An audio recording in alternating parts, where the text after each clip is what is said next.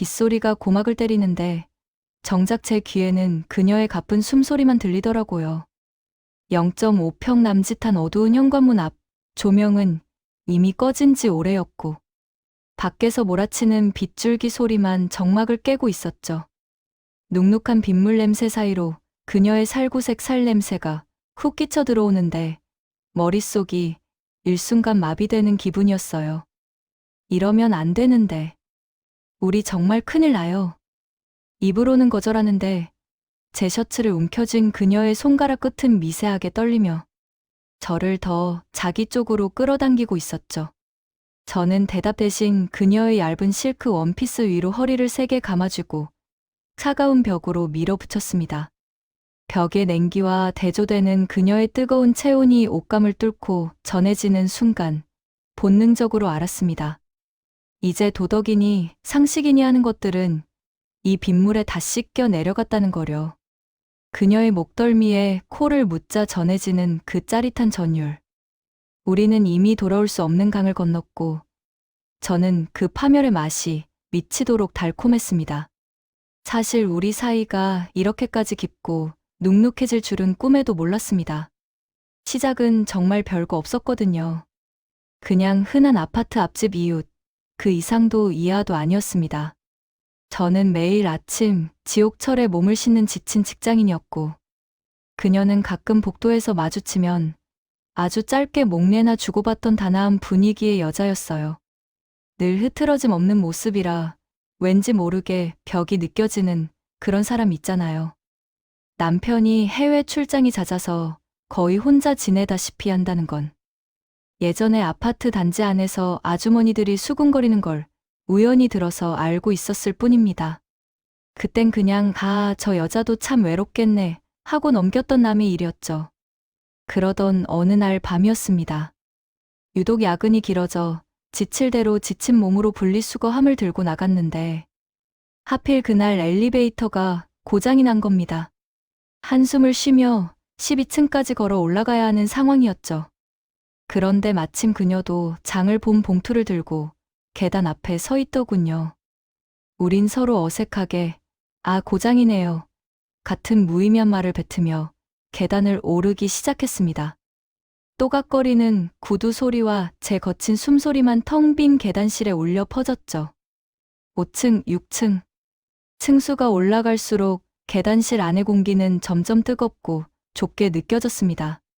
그녀의 목덜미를 타고 흐르는 땀방울이 비상구, 불빛에 반사되어 반짝이는 게 보이더군요. 평소의 정갈한 모습과는 조금 다른 그 흐트러진 모습이 묘하게 시선에 감겼습니다. 그때였어요.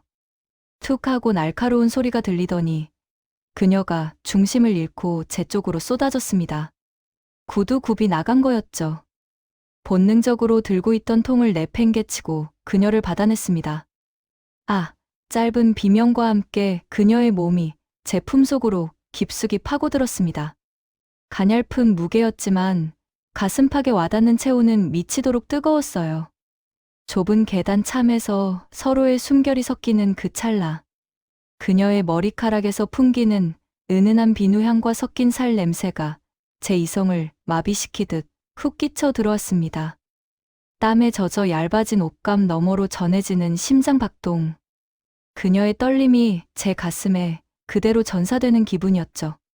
그녀가 당황한 듯 제 가슴을 밀어내려 했지만 저도 모르게 그녀의 허리를 받친 손에 더 힘을 줬습니다.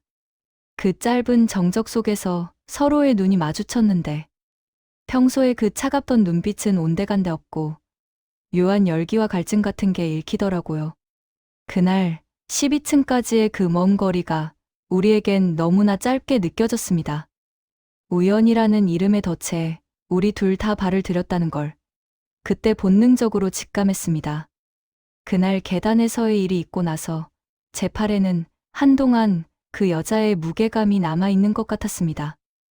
일을 하다가도 담배를 피우다가도 문득문득 그 가녀린 체온이 가슴팍에 닿았던 감각이 되살아나서 머릿속이 복잡해지곤 했죠. 그런데 며칠 뒤 퇴근길이었어요. 현관문 앞에서 비밀번호를 누르려는데 옆집 문이 스르르 열리더군요. 마치 저를 기다리고 있었던 것처럼요. 그녀는 현관 안쪽에 서서 조금은 쑥스러운 듯, 하지만 묘하게 젖은 눈빛으로 저를 쳐다보고 있었습니다. 아, 퇴근하셨어요? 그때 계단에서 너무 경황이 없어서 제대로 인사를 못했네요. 그러면서 건네준 게 편의점에서 파는 평범한 캔커피 하나였습니다. 냉장고에서 방금 꺼냈는지 캔 표면에 물방울이 송골송골 맺혀 있었는데 그걸 제 손에 쥐어줄 때 그녀의 차가운 손가락 끝이 제 손등을 아주 슬쩍 스쳤습니다. 그 짧은 찰나가 왜 그렇게 길게 느껴졌는지 모릅니다. 캔커피는 차가웠는데 제 손등은 불에 댄 것처럼 뜨거워지더라고요. 그날 이후로 우린 복도에서 마주치는 일이 잦아졌습니다. 아니, 어쩌면 서로가 서로의 퇴근 시간을 맞추고 있었는지도 모르죠. 처음엔 그냥 안녕하세요로 시작했던 인사가 오늘 회사에서 힘들지는 않으셨어요? 로 바뀌고 어느덧 복도 조명이 꺼질 때까지 5분, 10분씩 서서 대화를 나누는 사이가 됐습니다. 좁고 어두운 복도, 센서등이 꺼질 때마다 다시 켜기 위해 팔을 휘젓는 그 민망한 동작마저도 우리 사이엔 어떤 신호처럼 느껴졌습니다. 그 여자는 자기 이야기를 조금씩 꺼내기 시작했어요. 남편은 해외 프로젝트 때문에 벌써 한 달째 연락도 잘 안 되고 이 넓은 아파트에서 혼자 벽을 보고 밥을 먹는 게 가끔은 미칠 것처럼 숨이 막힌다고요. 그 말을 하는 그녀의 눈동자가 흔들리는데 그게 그렇게 날것 그대로의 외로움으로 다가올 줄은 몰랐습니다. 오늘도 혼자 드세요? 저도 그런데. 식탁에 앉아 있으면 젓가락 소리만 들리는 게 참 싫더라고요. 그녀가 씁쓸하게 웃으며 내뱉은 그 한마디가 제 가슴을 훅 찔렀습니다. 사실 저도 마찬가지였거든요. 퇴근하고 돌아오면 정막만 가득한 방 안, 대충 물에 만 밥이나 편의점 도시락으로 때우는 저녁. 우리가 느끼는 고독의 농도가 너무나 비슷하다는 걸 깨달은 순간, 제 이성이 한순간에 느슨해졌습니다. 그럼 오늘도 그러지 말고 같이 먹을까요, 저녁? 제 입에서 그 말이 나갔을 때 복도의 공기가 순식간에 멈춘 것 같았습니다. 스스로도 놀라 뒤를 돌아보려 했지만 그녀의 반응이 더 빨랐죠. 그녀는 놀란 듯 눈을 크게 떴다가 이내 아주 천천히, 정말 아주 천천히 고개를 끄덕였습니다. 그럴까요? 제가 간단하게 된장찌개라도 끓였는데 그녀의 집 문턱을 넘는 순간 제 심장이 현관문 닫히는 소리보다 더 크게 울렸습니다. 남편의 사진이 걸린 거실, 누군가의 온기가 절실했던 그 공간에 제가 발을 들인 거죠. 주방에서 보글보글 찌개 끓는 소리가 들리고 그녀가 앞치마를 두른 채 분주하게 움직이는 뒷모습을 보는데 기분이 참 이상했습니다. 이게 비극의 전조인지 아니면 제가 그토록 갈구했던 어떤 안식처인지 분간이 안 가더라고요. 식탁 앞에 마주 앉았을 때 우리는 찌개 김이 모락모락 피어오르는 사이로 서로의 시선을 피하면서도 계속 의식했습니다. 숟가락이 그릇에 부딪히는 소리가 유독 크게 들리고 그녀의 가느다란 손목이 움직일 때마다 제 온 신경이 그쪽으로 쏠렸죠. 맛있네요. 정말 오랜만에 집밥 먹는 것 같아요. 제 말에 그녀가 수줍게 웃으며 자주 해드릴까요? 라고 되묻는데 그 대화가 단순히 이웃 간의 친절이 아니라는 건 우리 둘 다 알고 있었습니다. 문틈으로 새어나왔던 건 단순히 된장찌개, 냄새나 불빛뿐만이 아니었습니다. 우리가 애써 억누르고 있었던 누군가에게 닿고 싶다는 그 질척하고도 절박한 진심이었죠. 그날 밤 밥을 다 먹고 나서도 저는 자리에서 일어나지 못했습니다. 그녀 역시 찻잔을 만지작거리며 제 눈을 피하지 않았고요. 밖에는 어느새 가늘게 비가 내리기 시작했고 습해진 공기가 우리 사이의 긴장감을 더 묵직하게 짓누르고 있었습니다. 이제 한 걸음만 더 내디디면 쾌락이든 파멸이든 그 끝을 보게 될 거라는 걸 우리는 본능적으로 직감하고 있었습니다. 그날 금요일은 낮부터 하늘이 예사롭지 않았습니다. 구멍이라도 난 것처럼 비가 쏟아지는데 아파트 창문이 덜덜 떨릴 정도로 바람까지 몰아쳤죠. 퇴근하고 집에 돌아와 젖은 옷을 갈아입고 있는데 휴대폰이 울리더군요. 옆집 그녀였습니다. 전화를 받자마자 들리는 건 빗소리보다 더 거친 그녀의 울먹임이었어요. 저기, 죄송해요.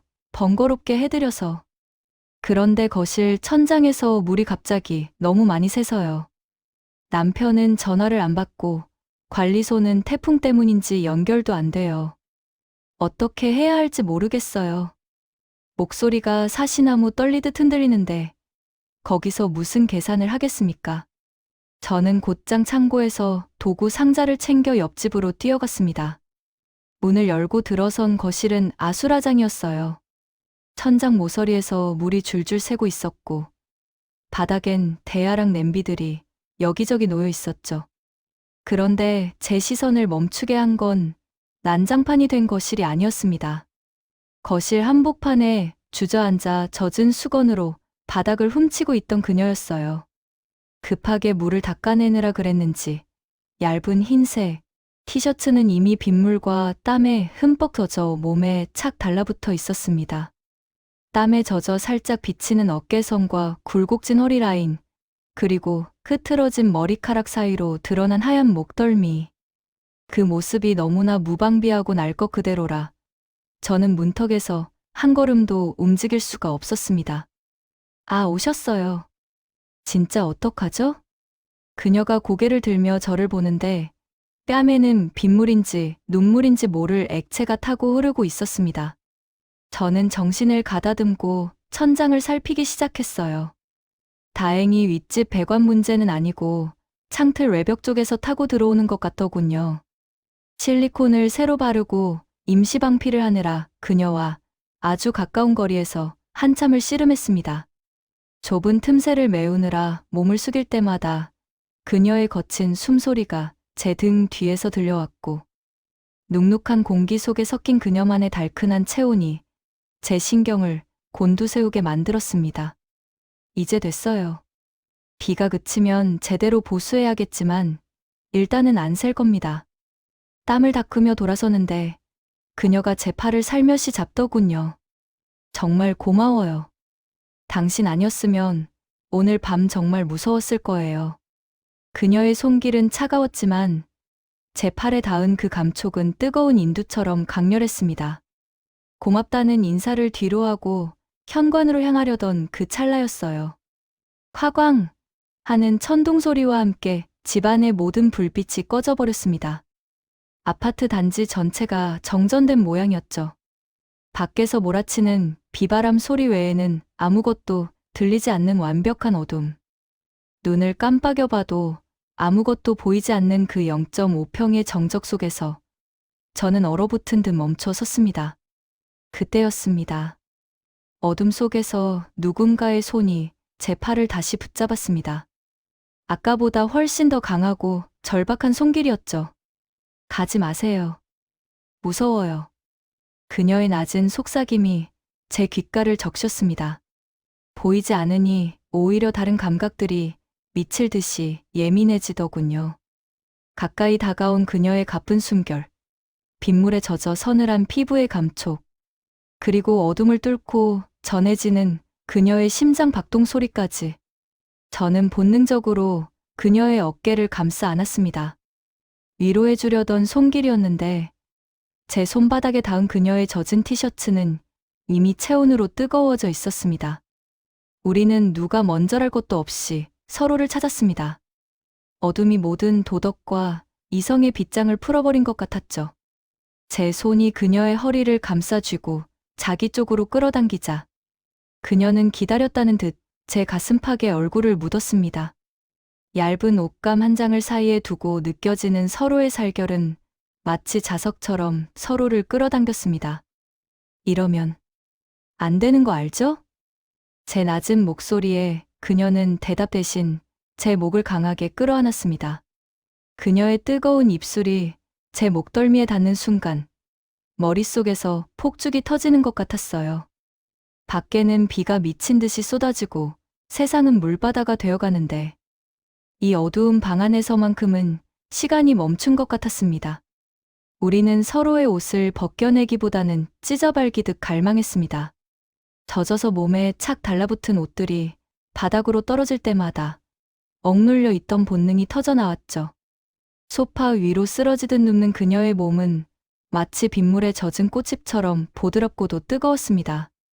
제 손이 그녀의 굴곡진 몸매를 탐닉할 때마다 그녀는 짧은 신음을 내뱉으며 제 등을 손톱으로 세게 긁어내렸습니다.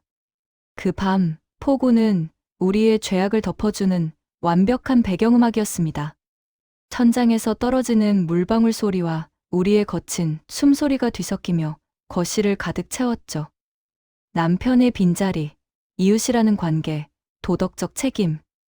그딴 건 이미 저 먼 빗줄기에 씻겨 내려간 뒤였습니다. 오직 서로의 몸 안에서 느껴지는 뜨거운 박동과 땀방울이 섞여 질척거리는 그 원초적인 감각만이 유일한 진실이었으니까요. 정전이 끝날 때까지 우리는 몇 번이고 서로를 탐하고 또 탐했습니다. 어둠 속에서 마주친 그녀의 눈동자는 평소에 다나움은 온데간데 없고 오직 욕망으로만 가득 차 번뜩이고 있었죠. 그게 비극의 시작이라는 걸 알면서도 저는 그 쾌락의 늪으로 기꺼이 발을 들였습니다. 아니, 우리 둘 다 그 늪에서 영영 빠져나가고 싶지 않았던 걸지도 모릅니다. 사실 그날 밤의 일은 제 기억 속에서도 아주 조각조각 나 있습니다. 너무 강렬한 자극은 오히려 내가 받아들이지 못하고 필름을 끊어버리는 것 같더라고요. 하지만 확실한 건 그 어둠 속에서 우리 사이에 더 이상의 이성이나 사회적 가면 같은 건 존재하지 않았다는 겁니다. 정전이 되고 좁은 현관에서 거실 소파까지 어떻게 이동했는지도 잘 모르겠어요. 그냥 서로의 숨소리가 이정표였고 맞닿은 살결이 나침반이었습니다. 제 손이 그녀의 젖은 등을 쓸어내릴 때 손바닥에 닿는 그 서늘하면서도 뜨거운 모순적인 감촉. 그게 저를 완전히 미치게 만들었죠. 그녀의 젖은 티셔츠는 이미 거추장스러운 껍데기에 불과했습니다. 어둠 속에서 서툴게 옷을 벗겨내는데 서로의 손가락이 얽히고 단추가 투둑 소리를 내며 바닥으로 떨어졌죠. 그 소리가 마치 우리가 지켜온 마지막 도덕이 무너지는 소리처럼 들렸습니다. 하, 하. 누구의 것인지 모를 거친 숨소리가 텅 빈 거실을 가득 채웠습니다. 소파 위로 그녀를 천천히 눕혔을 때 밖에서 번쩍이는 번갯불이 아주 찰나동안 그녀의 얼굴을 비췄어요. 그 짧은 순간 본 그녀의 눈빛을 전 평생 잊지 못할 겁니다. 늘 정갈하고 차분했던 앞집 여자가 아니라 무언가에 몹시 굶주린, 그리고 그 갈증을 채우기 위해 모든 걸 내던진 여자의 눈이었으니까요. 제 입술이 그녀의 목덜미를 파고들자 그녀는 제 어깨를 두 손으로 꽉 움켜쥐더니 이내 입술을 가져다 댔습니다. 그리고는 정말 사정없이 제 어깨를 꽉 깨물더군요. 아윽, 신음이 터져나올 정도로 아팠습니다. 그런데 이상하죠? 그 고통이 선명해질수록 제 안의 욕망은 더 날카롭게 날이 섰습니다. 그건 단순한 애무가 아니라 서로에게 지울 수 없는 낙인을 찍는 행위 같았어요. 당신은 이제 내 거야. 우린 이제 공범이야라고 온몸으로 외치는 것 같았죠. 어깨에 박힌 그녀의 치아 자국이 뜨겁게 달아오를수록 저는 그녀의 몸 안으로 더 깊숙이, 더 절박하게 파고들었습니다. 그녀의 젖은 살결이 제 몸에 착 달라붙을 때마다 머릿속에서는 계속해서 경고음이 울렸습니다. 이러면 안 돼. 이건 파멸이야. 앞집 여자잖아. 남편이 있잖아. 하지만 몸은 정반대로 움직였습니다. 경고음이 커질수록 저는 더 자극적인 쾌락을 갈구했죠. 아니, 오히려 그 위험한 죄책감이 최고의 조미료가 되어 우리를 더 뜨겁게 달궜던 것 같아요. 우리는 그 순간만큼은 형부나 처제도 아니었고 평범한 이웃 사이도 아니었습니다. 이름조차 기억나지 않는 그저 서로의 온기가 없으면 당장이라도 죽을 것 같은 두 마리의 굶주린 짐승에 불과했습니다.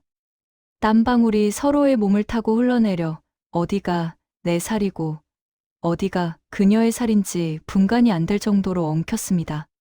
그녀의 가느다란 손가락이 제 머리카락을 헤집고 제 손바닥이 그녀의 부드러운 굴곡을 따라 쉴 새 없이 움직였습니다. 어둠 속에서 그녀의 작은 신음이 비명처럼 들릴 때마다 저는 제가 살아있다는 걸 느꼈습니다. 동시에 제 인생이 아주 처참하게 망가지고 있다는 것도 느꼈죠. 하지만 멈출 수가 없었어요. 그녀의 몸 안에서 느껴지는 그 뜨거운 맥박이 제 텅 빈 가슴을 메워주는 유일한 것이었으니까요. 우리는 마치 내일이라는 시간이 존재하지 않는 사람들처럼 서로를 탐했습니다. 세상이 이대로 폭우에 잠겨 멸망해버려도 좋겠다는 생각을 전 생전 처음으로 그 밤에 해봤습니다. 한참을 그렇게 폭풍 같은 시간을 보내고 나서야 우리는 땀에 젖은 채로 서로를 꽉 껴안고 거친 숨을 몰아쉬었습니다. 밖에는 여전히 비가 쏟아지고 있었고 천장에서 떨어지는 물방울 소리가 톡톡하고 규칙적으로 들려왔죠. 그 정막이 찾아오자 그제야 현실의 무게가 서서히 저희를 짓누르기 시작했습니다. 하지만 누구 하나 먼저 몸을 떼지 않았어요. 무서워요? 어둠 속에서 그녀가 아주 작은 목소리로 물었습니다. 저는 대답 대신 그녀의 땀 젖은 이마에 입을 맞췄습니다. 무서웠죠. 당연히 무서웠습니다. 하지만 그 공포보다 더 컸던 건 다시는 이 뜨거움을 놓치고 싶지 않다는 지독한 중독성이었습니다. 그날 밤, 우리는 그렇게 금단의 열매를 뿌리까지 씹어 먹었습니다. 그리고 그건 우리가 품어야 할 가장 치명적이고도 달콤한 비밀의 서막이었습니다. 다음 날 아침, 커튼 사이로 비집고 들어오는 그 무심한 햇살이 얼마나 잔인했는지 모릅니다. 눈을 뜨자마자 천장을 한참 동안 바라봤어요. 어젯밤에 그 난폭했던 빗소리는 온데간데 없고 세상은 아무 일도 없었다는 듯 평화롭더군요. 그런데 제 몸은 평화롭지 않았습니다. 어깨에 선명하게 남은 그녀의 치아 자국, 거칠게 엉켰던 근육의 통증, 그리고 코끝에 맴도는 그녀의 살구색 살 냄새까지. 묘하더라고요. 보통 이런 상황이면 내가 무슨 짓을 한 거지? 나는 죄책감이 먼저 들어야 하잖아요.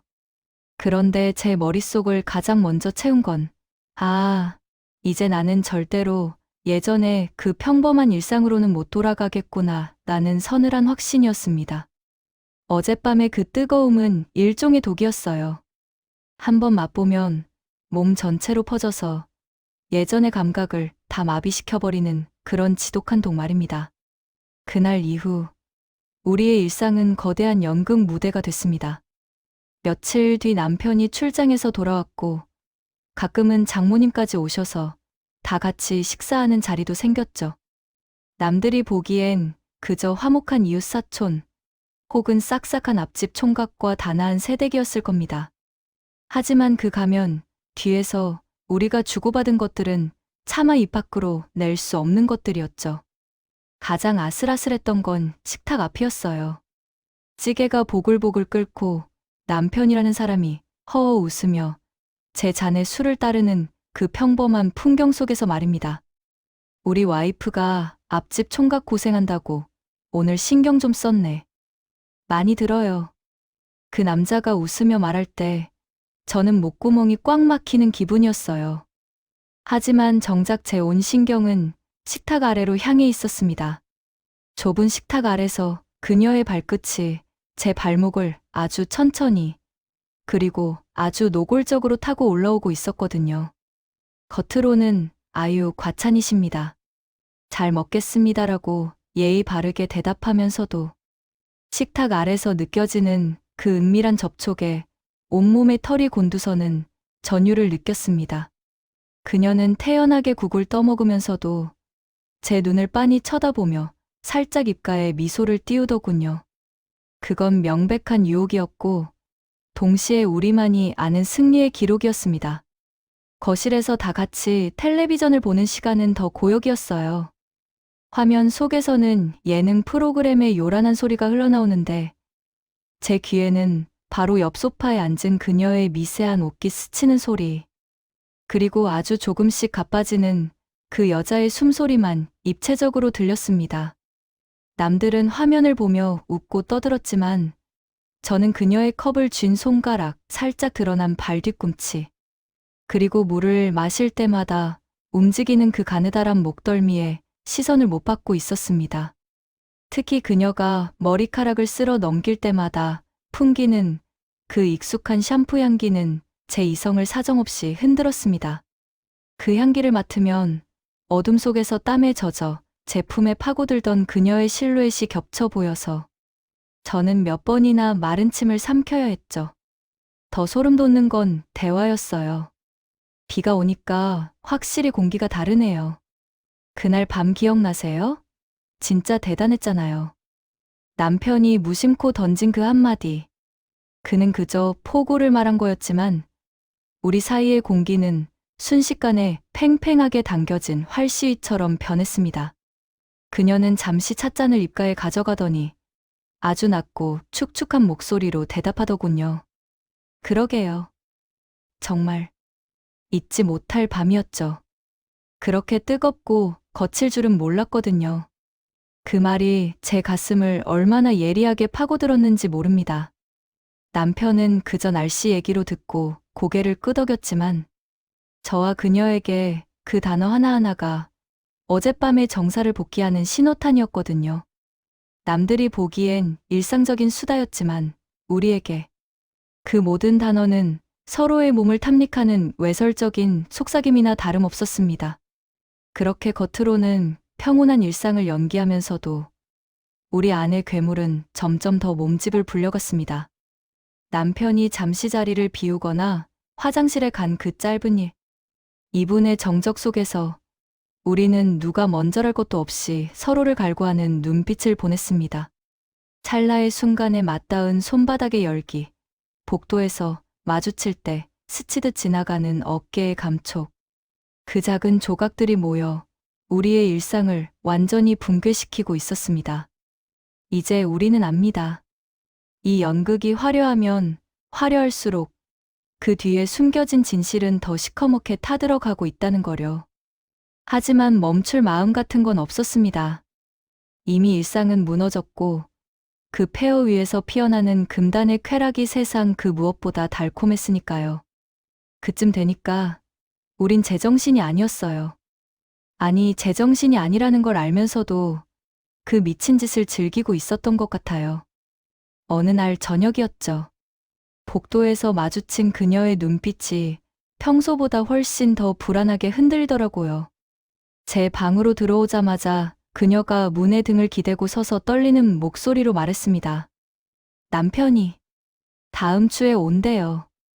예정보다 일찍 들어온다고 연락 왔어요. 그 말을 하는 그녀의 눈에는 눈물이 고여 있었고 동시에 제가 자기를 좀 붙잡아달라는 절박함이 서려 있었습니다. 보통의 남자라면 거기서 정신이 번쩍 들었겠죠. 아, 이제 끝낼 때가 됐구나 하고요. 그런데 저는 어땠는지 아세요? 오히려 그 말을 듣는 순간 아랫배 쪽에서 뜨거운 불덩어리가 치솟는 것 같았습니다. 남편이 온다는 그 소식이 역설적으로 그녀를 향한 제 욕망에 기름을 부어버린 겁니다. 저는 그녀의 떨리는 어깨를 잡아채서 벽으로 거칠게 몰아붙였습니다. 그리고 그녀의 귓가에 낮게 깔린 목소리로 물었죠. 그래서 남편 온다니까 이제 나랑 하는 거 싫어? 제 물음에 그녀는 잠시 숨을 멈췄습니다. 당황한 듯 저를 올려다보던 그 눈동자가 이내 무너져 내리더군요. 그녀는 대답 대신 제 목을 강하게 끌어안으며 제 품으로 더 깊숙이 파고들었습니다. 마치 이 품이 아니면 세상 어디에도 도망갈 곳이 없는 사람처럼요. 그 가녀린 몸의 떨림이 제 가슴에 그대로 전해지는데 그게 그렇게 자극적일 수가 없었습니다. 그날 이후 우리의 정사는 말 그대로 외줄타기였습니다. 시간이 얼마 남지 않았다는 그 촉박함이 우리를 더 짐승처럼 만들었거든요. 우리는 이제 장소를 가리지 않았습니다. 한 번은 지하 주차장에 세워둔 제 차 아니었어요. 밖에는 사람들이 지나다니고 옆차에 누군가 탈지도 모른다는 공포가 가득한데도 우리는 멈출 수 없었습니다. 좁은 뒷좌석에서 엉킨 채로 서로의 살결이 시트에 쩍쩍 달라붙는 소리가 들릴 때마다 심장이 터질 것 같았죠. 창문에 하얗게 김이 서리고 밖에서 들리는 발자국 소리에 숨을 죽이면서도 우리의 몸은 더 격격하게 맞물렸습니다. 들키면 모든 게 끝장이라는 그 공포가 오히려 뇌 속에서 아드레날린을 폭발시켜 우리를 평소보다 몇 배는 더 뜨겁게 달궜습니다. 더 미친 짓은 그녀의 집에서 일어났습니다. 남편이 오기 며칠 전 장모님이 주방에서 요리를 하고 계시는데도 우리는 바로 옆방에서 문만 살짝 걸어 잠근 채 서로를 탐했습니다. 거실에서 들리는 텔레비전 소리, 도마 위에서 칼질하는 소리가 벽 하나를 사이에 두고 생생하게 들려오는데 그 정막 속에서 신음을 참기 위해 그녀는 제 어깨를 피가 날 정도로 꽉 깨물었습니다. 제 손이 그녀의 땀 젖은 허벅지를 타고 올라갈 때마다 그녀는 눈을 뒤로 뒤집으며 거친 숨을 몰아쉬었죠. 누군가 문을 두드리는 것 같은 환청이 들릴 때마다 우리는 더 깊게, 더 본능적으로 서로를 파고들었습니다. 땀방울이 섞여 바닥으로 뚝뚝 떨어지고 숨이 턱끝까지 차올라 금방이라도 심장마비가 올 것 같은 그 기분. 그건 사랑 같은 고상한 단어로 설명할 수 있는 게 아니었어요. 그냥 지독한 마약이었습니다. 한 번 시작하면 멈출 수 없고 몸이 망가지는 걸 알면서도 더 강한 자극을 원하는 그런 중독 말입니다. 그녀의 몸 안에서 느껴지는 그 뜨거운 박동과 제 등을 핥히는 그녀의 손톱 자국이 제 유일한 살아있는 증거였죠. 우리는 서로의 이름을 부르지도 않았습니다. 그저 헐떡이는 숨소리와 살과 살이 부딪히는 그 원초적인 소리에만 집중했죠. 남편이 온다는 그 마감 기한이 우리를 벼랑 끝으로 몰아세웠고 우리는 그 벼랑 끝에서 서로를 껴안고 추락하는 그 순간의 쾌락에 모든 걸 걸었습니다. 하지만 여러분도 알다시피 외줄타기는 언젠가 끝이 나기 마련입니다. 줄에서 내려오든 아니면 추락하든 말이죠. 그때의 우리는 우리가 추락하고 있다는 사실조차 잊은 채 그저 서로의 뜨거운 살결 속으로 숨어들기 바빴습니다. 사람들이 그러죠. 비밀은 둘이 알 때까지만 비밀이라고. 하지만 전 그렇게 생각 안 해요. 비밀은 자기 자신조차 속일 수 있을 때나 지켜지는 법이거든요. 그런데 우리 너무 자만했나 봅니다. 우리가 완벽하게 숨기고 있다고 믿었던 그 찰나의 순간에도 누군가의 눈은 우리를 훑고 있었다는 걸 몰랐던 거죠. 위기는 생각지도 못한 곳에서 찾아왔습니다. 우리 아파트 같은 층에 사는 평소에도 남의 일에 참견하기 좋아하는 그 이웃집 여자 말이에요. 그 여자의 눈빛이 어느 날부터인가 달라졌더라고요. 복도에서 마주칠 때마다 그냥 지나가는 법이 없었습니다. 빤히 저와 그녀를 번갈아 보는데 그 눈빛이 마치 살갗을 파고드는 칼날처럼 예리하고 불쾌했습니다. 하루는 제가 그녀와 복도 끝에서 아주 잠깐, 정말 아주 잠깐 손등을 스치며 대화를 나누고 있었거든요. 그런데 갑자기 엘리베이터 문이 열리더니 그 여자가 내리는 겁니다. 우린 화들짝 놀라 거리를 뒀지만 이미 늦었죠. 그 여자가 특유의 그 비릿한 미소를 지으면서 다가오더라고요. 어머, 두 분 오늘도 같이 계시네? 앞집 총각이랑 새댁은 어쩜 이렇게 마주치는 일이 많아? 둘이 참 친해 보여요. 그쵸? 그 친해 보인다는 말. 그게 그냥 하는 소리가 아니라는 걸 본능적으로 알았습니다. 목소리 끝에 걸린 그 묘한 비아냥, 그리고 제 셔츠 깃을 훑고 지나가는 그 여자의 시선. 제 심장이 발바닥까지 툭 떨어지는 기분이었습니다. 그날 이후로 복도를 지나갈 때마다 현관문, 외시경 너머로 누군가 우리를 지켜보고 있다는 공포가 온몸을 감쌌습니다. 그날 밤이었어요.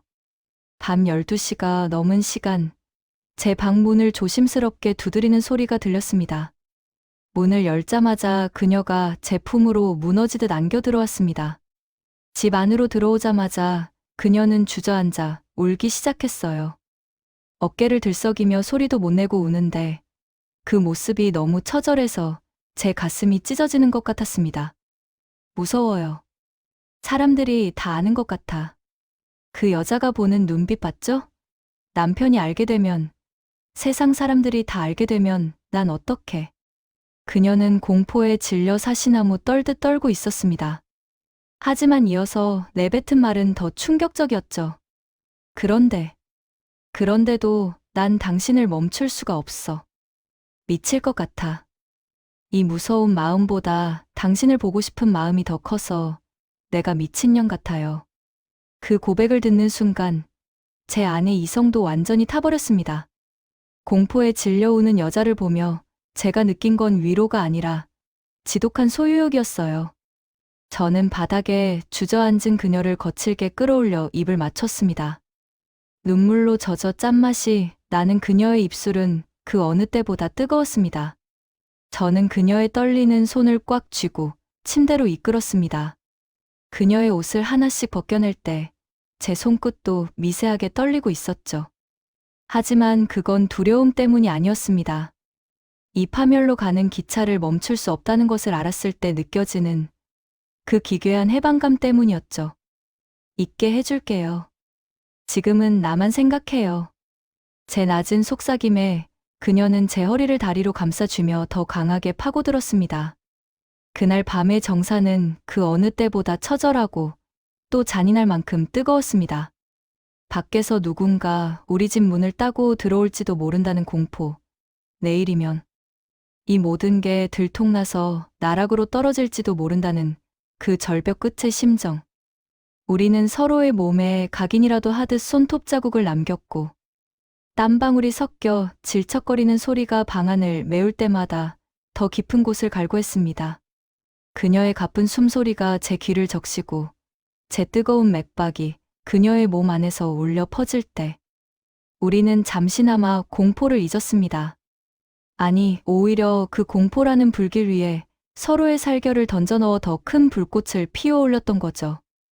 땀에 젖어 엉망이 된 채로 서로를 껴안고 있을 때 그녀가 제 가슴팍에 얼굴을 묻으며 낮게 읊조렸습니다.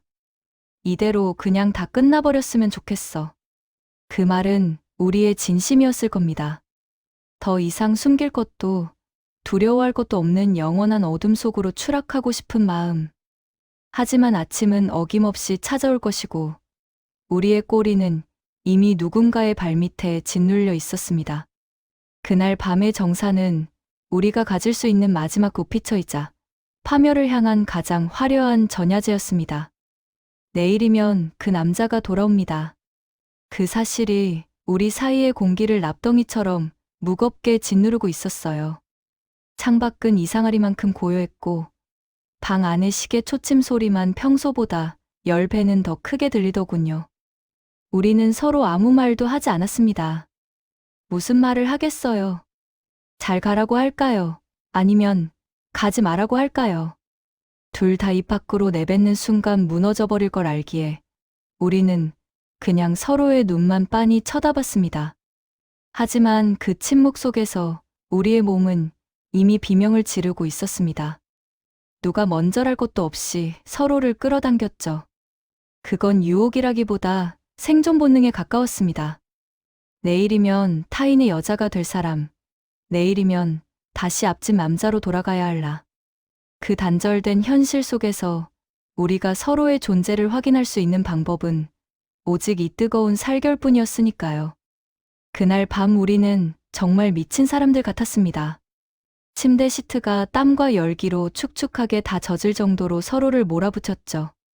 그녀의 가느다란 손가락이 제 등을 파고들어 핥히고 제가 그녀의 가슴팍에 고개를 묻고 짐승처럼 헐떡일 때마다 우리는 이 시간이 영원히 멈추길 기도했습니다. 아니, 차라리 이대로 심장이 터져서 죽어버렸으면 좋겠다고 생각했어요. 제 입술이 그녀의 온몸을 훑고 지나갈 때마다 그녀는 제 머리카락을 꽉 쥐며 신음을 삼켰습니다. 우리는 서로에게 지워지지 않을 흔적을 남기고 싶어 했습니다. 어깨에 남은 이 자국, 허벅지에 남은 붉은 반점들. 내일이면 옷으로 꽁꽁 싸매 감춰야 할 그 은밀한 낙인들을 보며 역설적이게도 우리는 우리가 진심으로 서로를 소유했음을 실감했습니다. 그녀의 땀 젖은 머리카락이 제 뺨에 달라붙고 서로의 심장 박동이 하나의 리듬으로 합쳐질 때쯤이었죠. 그녀가 제 귓가에 입술을 바짝 대고 부서질 것 같은 목소리로 속삭였습니다. 기억해줘요. 세상 사람들이 다 손가락질해도 내가 당신한테 어떤 여자였는지, 당신이 나한테 어떤 남자였는지, 그것만은 절대로 잊지 마. 그 속삭임이 제 뇌를 관통하는 순간, 저는 제 안의 모든 것을 쏟아붓기로 결심했습니다. 우리는 정점을 향해 거침없이 달렸습니다. 온몸의 신경이 바늘에 찔리는 듯한 전율이 일고, 눈앞이 하얗게 전멸하는 그 찰나의 순간, 우리는 드디어 하나가 되었습니다. 온몸의 힘이 다 빠져나갈 정도로, 영혼까지 다 털어버릴 정도로 모든 것을 쏟아부었죠. 그건 단순히 육체적인 쾌락이 아니었습니다. 그건 이 가짜 같은 세상에서, 이 지독한 외로움 속에서 우리가 진짜로 살아있었다는 것을 증명하려는 유일한 몸부림이었어요. 남편의 아내도 앞집 총각도 아닌 그냥 날 것 그대로의 남자와 여자로서 우리가 존재했다는 그 처절한 선언 말입니다. 폭풍 같은 시간이 지나고 우리는 땀에 젖어 엉망이 된 채로 한동안 아무 움직임도 없이 서로를 껴안고 있었습니다. 식어가는 체온이 살갗을 스칠 때마다 눈물이 날 것 같더군요. 밖에서는 벌써 새벽을 알리는 푸르스름한 기운이 번지고 있었습니다. 우리의 마지막 밤이 그렇게 처절하고도 뜨겁게 저물어가고 있었습니다. 내일이면 우리는 다시 가면을 써야겠죠. 하지만 제 몸에 새겨진 그녀의 감촉은 죽을 때까지 지워지지 않을 겁니다. 이삿짐 센터 아저씨들이 들락날락하며 내는 그 소란스러운 소리가 복도를 가득 채웠습니다. 테이프 뜯는 소리, 무거운 가구가 바닥을 긁는 소리. 그 소음들이 마치 우리 사이의 비밀을 억지로 뜯어내서 밖으로 내던지는 것 같더군요. 그녀는 남편의 옆에 서서 아주 사무적인 표정을 짓고 있었습니다. 누가 봐도 평범하게 이사를 준비하는 단아한 아내의 모습이었죠. 트럭이 떠나기 직전 복도 끝에서 아주 찰나의 순간 마주쳤습니다. 그녀는 무심한 듯 고개를 돌려 저를 봤어요. 남편이 바로 옆에 있었기에 우리는 인사조차 나눌 수 없었죠. 하지만 저는 봤습니다. 그 무심한 눈동자 깊은 곳에서 아주 미세하게 하지만 격렬하게 일렁이던 그 파동을요. 그건 작별 인사가 아니었습니다. 당신을 내 몸에 새겼어라는 오직 우리 둘만이 해독할 수 있는 마지막 신호였죠. 결국 그녀는 떠났습니다. 남편과 함께 제가 가본 적도 없는 아주 먼 도시로요. 그녀가 떠난 옆집의 빈 공간을 보는데 이상하리만큼 마음이 시리지는 않더라고요. 이미 제 방 구석구석, 제 손바닥의 감각 하나하나에 그녀가 가득 차 있었으니까요. 지금도 비가 쏟아지는 날이면 저는 일부러 거실 불을 다 끄고 현관문 앞으로 갑니다. 그리고 센서 조명이 꺼지길 가만히 기다리죠. 그 0.5평의 좁고 어두운 공간에 서 있으면 눅눅한 빗물, 냄새와 섞여 들던 그녀의 살구색 향기가 코끝을 스칩니다. 귀를 기울이면 제 어깨를 깨물며 참아내던 그녀의 뜨겁고 축축한 숨소리가 환청처럼 들려와요. 누군가는 손가락질하겠죠. 더러운 불륜이라고, 구역질 나는 짓이라고. 하지만 저에게 그건 제 생애 가장 날 것의 진실이었습니다. 도덕과 윤리라는 가식의 껍데기를 다 벗겨냈을 때 오직 살과 살이 맞닿으며 확인했던 그 처절한 생존의 기록 말입니다. 저는 그 기억만으로도 남은 평생이 지루하지 않을 것 같습니다. 여러분은 어떠신가요? 남들에게는 절대 말할 수 없지만 생각만 해도 아랫배 쪽이 뜨거워지는 그런 비밀 하나쯤은 품고 살지 않나요? 죽을 만큼 위험하고 파멸이 기다리고 있다는 걸 뻔히 알면서도 나도 모르게 손을 뻗게 되는 그 벼랑 끝 같은 순간, 혹시 당신에게도 지금 그런 사람이 곁에 있나요?